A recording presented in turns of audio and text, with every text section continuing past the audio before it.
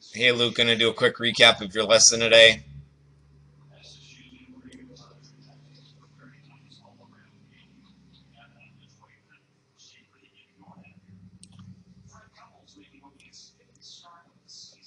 You really weren't hitting it bad, just a lot of pulls, and at times you'd said it could be open.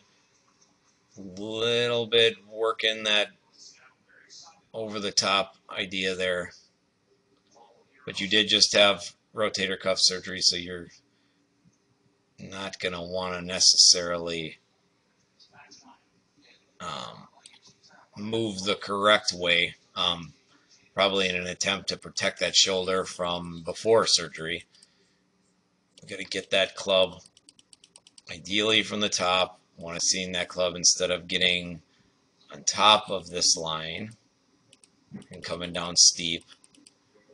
I'd like to see the butt of the grip work more down this way and the shaft lay down more this way instead of getting steep. We went over to the robot and gave you some feels.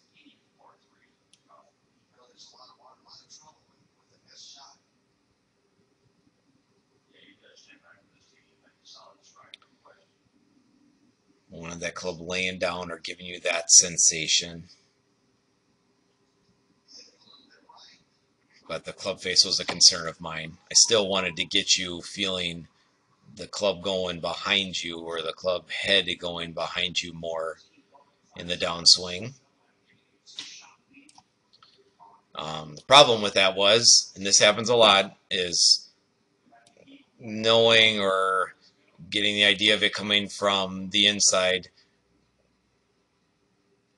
We want to do it early, so we get it inside quick, and then the loop doesn't go away. Still getting, you do a really good job with this swing. But more times than not, that's not going to work. You had better depth here.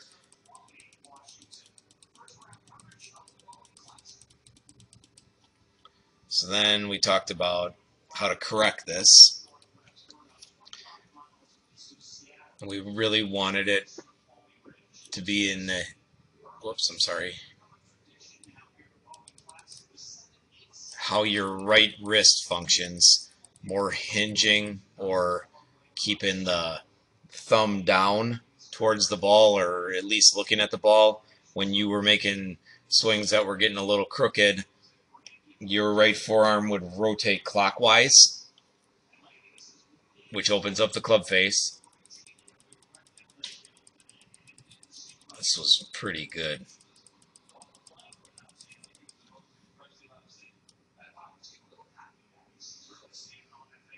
As far as takeaway goes. Gun place opened up, and now we're going to run this video a little bit. I got to find the exact place where we started talking about that right wrist, and it's a long video, so it's real jumpy. Okay, here we go.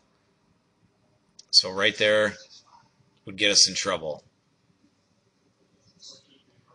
I don't know if you can see it, but that right arm or right forearm starts to roll clockwise. The club face opens up, club gets behind you. So watch what I do with your right hand. I'm basically turning the thumb down towards the golf ball, and that's going to square the club face. So, and it creates more hinge in the wrist. You said you liked that feel, or you wanted a reminder of that in your recap. This is extreme.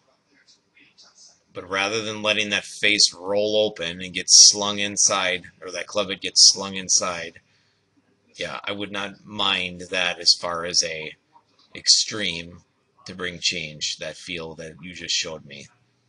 That's what you're doing right there is bad. Club hand lifting, club face rolling open, trouble. That mixed in with some chest turn away from the ball would look very good.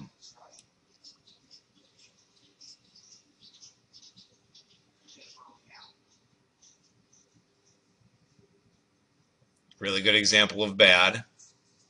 And you can see it. Not a lot of rolling of the wrists at all, or forearms at all. And now you're going to show me, when you roll the forearm, where that club goes. And then you're going to extreme it. Rolling. Watch how your watch shows up. Roll. Club face opens. And then when you're doing it right, we don't ever see your watch. It's just trying to give you some really good ideas, or so that you can catch yourself if you're doing it incorrectly on the golf course or on the driving range. And so right here I'm explaining to you, ideally for a right-handed person, like you're holding a tray of food with that right wrist, or turn to the top, look at the right wrist. You could hold a tray of food and trying to maintain that in the downswing. See how that shallows the shaft.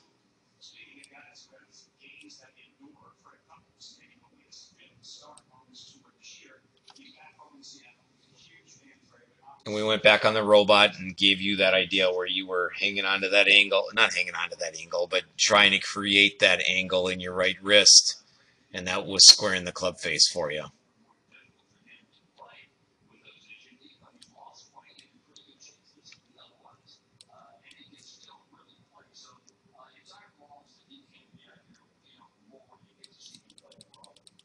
Not ideal, but not bad either.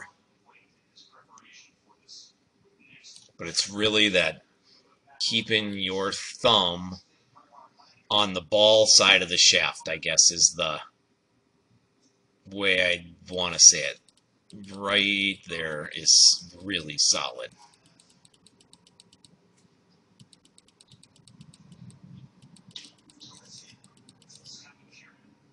Again, that's a practice swing. You can see how that club is going to be working on the back side of the cone and allowing you to turn open and smash it. But at the end, we were hitting really nice little draws. Again, just work on that wrist condition and the takeaway, trying to get that waiter effect at the top, or holding a platter of food at the top, while having that thumb turned down towards the ball, so that we're not rolling that right forearm or left forearm in a clockwise fashion in the takeaway. Great work today. Good to see you back. Let me know if you have any questions while you're working on this.